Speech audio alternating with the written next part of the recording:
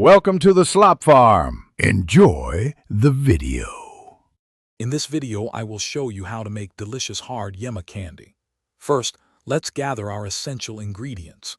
You'll need 1 cup of condensed milk, 6 rich egg yolks, and 1/4 cup of unsalted butter. Don't forget half a teaspoon of vanilla extract to add that perfect aroma. Make sure you have a sturdy, heavy-bottomed pan and a reliable candy thermometer on hand. Having everything ready makes the process smooth and enjoyable. Now let's get cooking. In your heavy-bottomed pan, combine the condensed milk, egg yolks, and butter.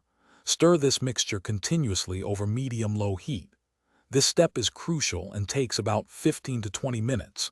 You'll notice the mixture thickening and pulling away from the sides of the pan. For hard Yema candy, aim for a temperature of 245 degrees Fahrenheit on your candy thermometer.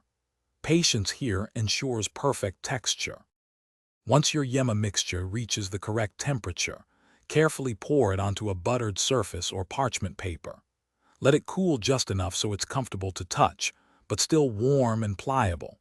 Work quickly to roll the candy into small, uniform balls or any other shapes you prefer. This is where your creativity can shine. Immediately wrap each piece individually in cellophane or wax paper to prevent sticking and maintain freshness. After wrapping, let your beautiful Yema candies cool completely at room temperature.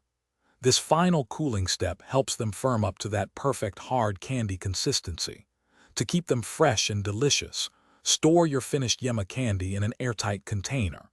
They will stay wonderful for up to 2 weeks when kept in a cool, dry place, away from any direct sunlight. Now, you can enjoy your delightful homemade hard Yema candy. Thanks for watching. Consider subscribing if we helped you today.